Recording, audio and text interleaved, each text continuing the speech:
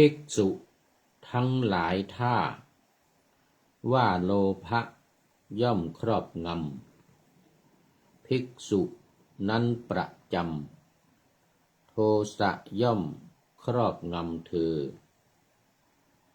โมหะและโกฏะมัคคะครอบงำเสมอปลาสะครอบงำเธอมัจฉลิยะและความลิษยาอันชั่วช้าอุปนาหะครอบงำความปรารถนาล้ำครอบงำภิกษุเป็นไป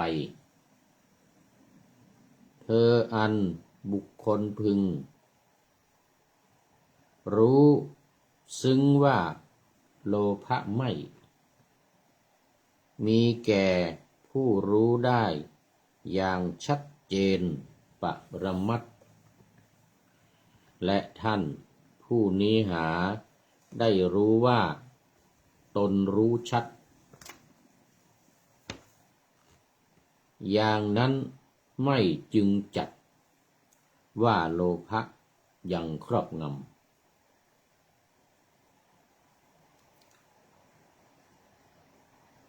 ท่านผู้นี้สบายภิกษุนั้นอันคนพึงรู้ว่าโทสะร้ายโมหะหลงงมงายโกฏะความโกรธขัดเคือง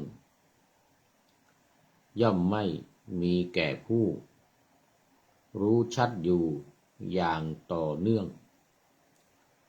เหตุนั้นความโกรธเคืองจึงครอบงำอยู่ต่อไปขอถวายความนอบน้อมแด่พระรัตนตรัยมีพระพุทธเจ้าเป็นต้นขอถวายความเคารพพระมหาเถระพระเถรานุเถระเจ้าคณะพระสังฆาธิการทั่วโลกอันมีพระเดชพระคุณพระธรรมเสนาบดีรองเจ้าคณะภาค7วัดพระธาตุดอยสุเทพเป็นต้นและขออำนวยพรแด่ท่านผู้ฟังท่านผู้ชมสาธุชนพุทธบริษัททั้งหลายวันนี้รายการธรรมะหลังธรรมวัดเย็นออกอากาศทางสถานีวิทยุพระพุทธศาสนาแห่งชาติและจริยธรรมวัดพระธาตุดอยสุเทพอันมีพ่อครูวันลบนามวงพรหมเป็นผู้อำนวยการอาจารย์พระมหาประสิทธิ์ประสาธิโกเป็นหัวหน้าสถานีและอาตมาภาพพระครูปริยัติยานุศาสตร์เป็นผู้บรรยายเป็นประจำทุกวันเว้นวันพระเวลา 18:40 นาทีถึง 19:10 นาทีโดยประมาณวันนี้ก็บันทึกเสียงล่วงหน้ามาจากวัดพระธาตุดอยสุเทพเยอรมันเขตฮินซึนบากเมืองซีเกนประเทศเยอรมนี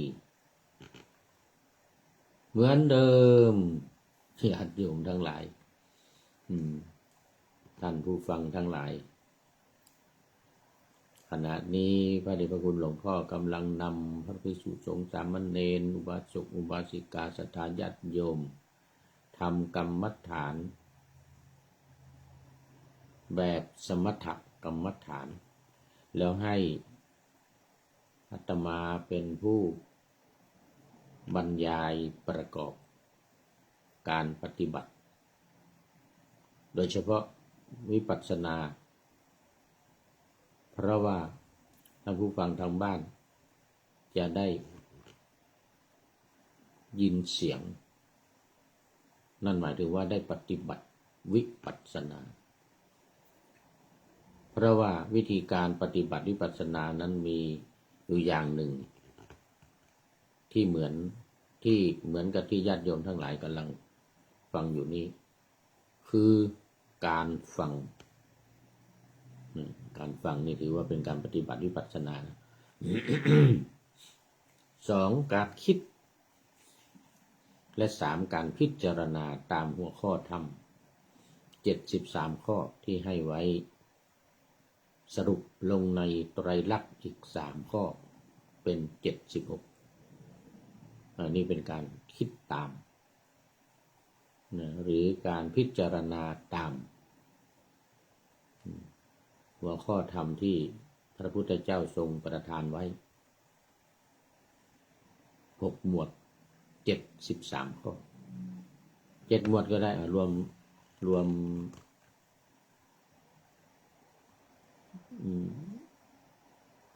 ไตรลักษณ์เข้าด้วยอีก3เป็น7หมวด76ข้อแต่ที่ว่าไว้ในบาลีในพระไตรปิฎกก็มีแค่73 6หมวดหมวดที่1ขันธ์5หมวดที่2อายตนะ12หมวดที่3ธาตุ18หมวดที่4อินทรีย์22หมวดที่5อริยสัจ4หมวดที่6ปฏิจจสมุปบาท6หมวด73ข้อนี้ตายตัวแน่นอนที่พระพุทธเจ้าทรงประทานไว้ส่วนสมถกรรมฐานที่พระเดชพระคุณหลวงพ่อนำทำอยู่นั้นมี40อย่างเขาเรียกว่าอารมณ์กรรมฐานฝ่ายสมถะ40แต่มี7หมวดนะ40แต่มี7หมวดวิปัสสนา73แต่มี6หมวด แต่ถ้าเอาไตรลักษณ์มารวมด้วยเป็นบทสรุปนะก็เป็น7หมวดเท่ากันแต่นี่มี40แต่ว่าสมถะวิปัสสนามี73มีเยอะกว่า7หมวดก็จริงในสมถะแต่บางหมวดมีข้อเดียวอย่าง2หมวดสุดท้าย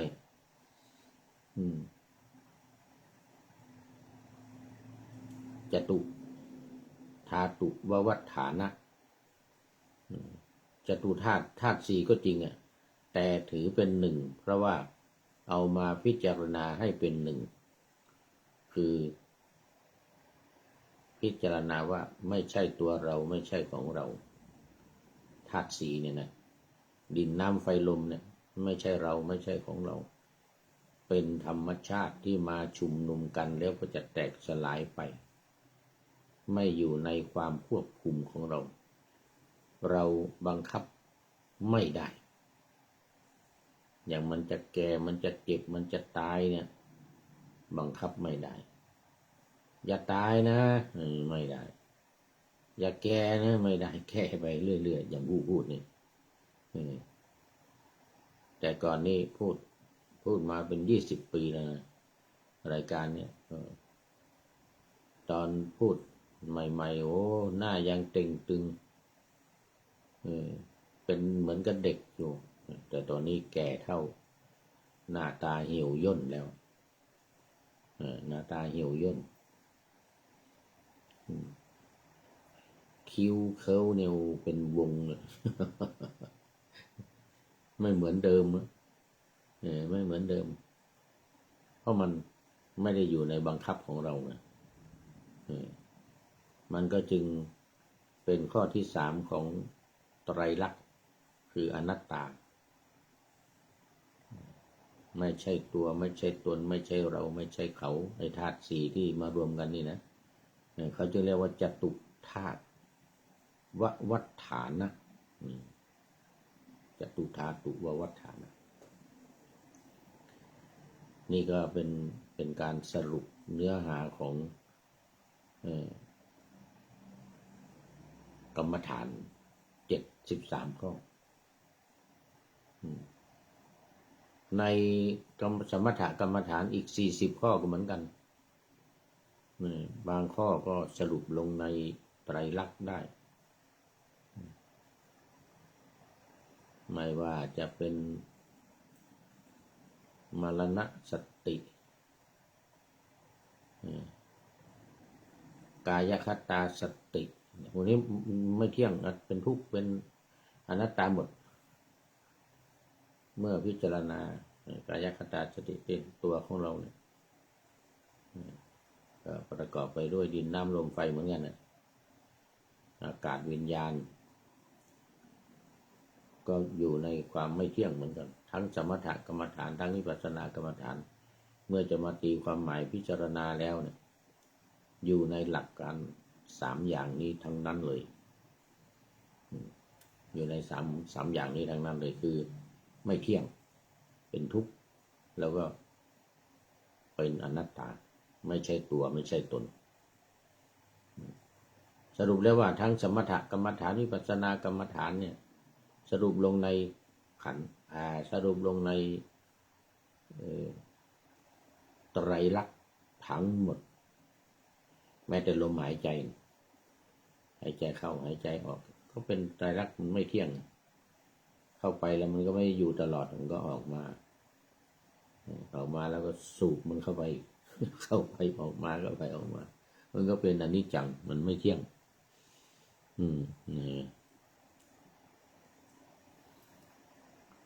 แล้วเราควบคุมมันได้ไหมไม่ได้มันก็เป็นอนัตตาเหมือนกันลมหายใจเราควบคุมได้ควบคุมไม่ได้เพียงแต่ประคับประคองดูมันอย่างเราปฏิบัติอานาปานสติเนี่ยก็เพียงแค่ว่าดูมันเข้าดูมันออกเอาละตอนนี้โอเอวิหารไลน์มา นานแล้วเนื่องจากว่าตอนนี้มันดึกก็เลย FC ทั้งหลายพากันนอนหลับกันหมดแล้วก็นั่งพูดคุยอยู่คนเดียวกลัวพี่หลอกอยู่เหมือนกัน พูด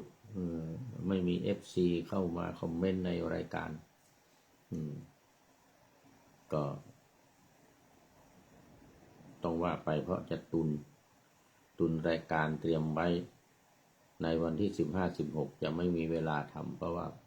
เป็นวันจัดงานมาฆบูชา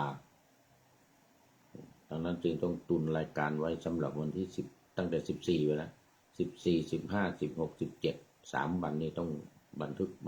กตุนไว้เพราะว่าเราเกิดราศีตุลด้วย เกิดเดือนตุลา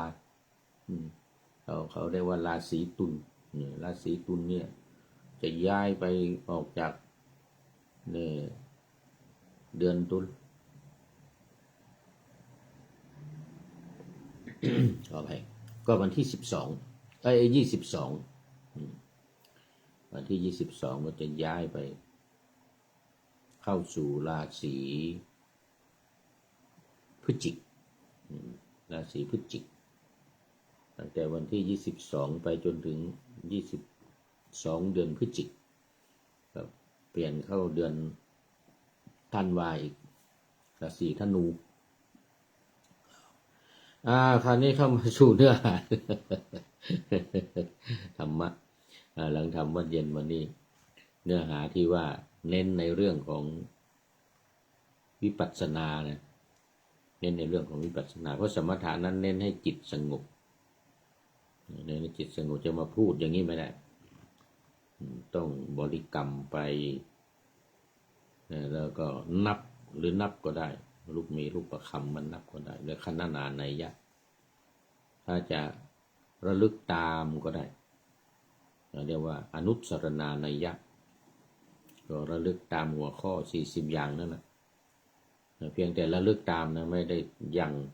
ไม่ได้ลงลึกไม่ได้อธิบายขยายความไม่เหมือนวิปัสสนา วิปัสสนาแต่ละข้อเนี่ยเราลงมาคิดพิจารณาอย่างวันนี้ยังอยู่ในเรื่องของสิ่งที่เราไม่สามารถจะละได้ด้วยกายไม่สามารถจะละได้โดยวาจาแล้วก็ไม่สามารถจะละได้ทั้งสองอย่างทั้งกายทั้งวาจาก็ต้องละด้วยใจเนี่ยมันเราไม่ก็มีอยู่3อย่างนะกายวาจาใจมี3อย่างอันนั้นก็จะละก็ละได้ด้วยทางใจใจนี่จะละได้ยังไงก็เพราะว่าจะต้องรู้ต้องเข้าใจต้องให้เกิดปัญญาให้เห็นด้วยปัญญาจริงๆเกิดความเข้าใจจริงๆแล้วเนี่ยจึงจะละได้วันนี้มาถึงในส่วนที่ไม่สามารถจะละได้ทั้งทางกายและทางวาจา2อย่างนี้บรรยายอธิบายไปแล้วส่วนที่จะละได้ด้วยทางใจก็อธิบายไปแล้วบางอย่างตอนนี้ก็มาเหลือน่าจะเป็นช่วงสุดท้ายก็คือดังที่ป่าหน้าไว้ภิกษุทั้งหลายถ้าว่าโลภะย่อมครอบงำภิกษุนั้นประจำโทสะย่อมครอบงำเธอคือมันจะสืบมันจะเนื่องไปเมื่อมีความโลภเนี่ยความโกรธความหลงก็จะตามมาในเรื่องมันโทสะโมหะมัคคะแล้วก็ปลาสะมัจฉริยะลิษยาอุปนาหะแล้วก็ความปรารถนาอันชั่วร้ายนี่เราเนี่ยมันเกิดทางใจทั้งนั้นมันอยู่ในใจมันต้องละด้วยใจละทางใจจะปากนี้ละไม่ได้กายการกระทำก็ละไม่ได้ต้องใจอย่างเดียวเธออันบุคคลพึงรู้ซึ้งว่าโลภะไม่มีแก่ผู้รู้ได้อย่างชัดเจนปรมัตถ์และท่านผู้นี้หาได้รู้ว่าตนรู้ชัดอย่างนั้นไม่จึงจัดว่าโลภะยังครอบงำโลภะเนี่ยมันจะครอบงำในจิตในใจของบุคคลที่ไม่รู้ชัดไม่รู้แจ้งไม่เห็นจริงเนี่ยใช่ไหมต้องเห็นด้วยปัญญาอย่างที่ว่าผู้รู้ไม่โลภะเนี่ยทั้งหมดโลภะโทสะโมหะมัคคะมัจฉริยะอุปนาหะการลบหลู่นะอุปนาหะเราเนี่ยมันอยู่ในใจทั้งนั้นมันจะต้องรู้แจ้งด้วยใจรู้แจ้งด้วยปัญญาเห็นชัดเจนว่ามันเป็นคุณมันเป็นโทษคือมันดีหรือไม่ดีเนี่ยมีโทษอย่างไรมีปัญหาอย่างไรแก้ได้ด้วยปัญหาอย่างไรเนี่ยในเหล่านี้เรียกว่ามันไม่สามารถที่จะเอากายของเราเนี่ยไปละได้หรือพูดก็ละไม่ได้ต้องใจเข้าใจด้วยรู้ชัดเจนด้วยปัญญาโมหะและโกฏะมัคคะครอบงำเสมอปลาสะครอบงำเธอมัจฉริยะและความลิษยาอันชั่วช้าอุปนาหะครอบงำความปรารถนาล้ำครอบงำภิกษุนั้นเป็นไปครอบงำภิกษุเป็นไปเธออันบุคคลพึงรู้ซึ้งว่าโลภะไม่มีแก่ผู้รู้ได้อย่างชัดเจนปรมัตถ์และท่านผู้นี้หาได้รู้ว่าตนรู้ชัดอย่างนั้นไม่จึงจัดว่าโลภะยังครอบง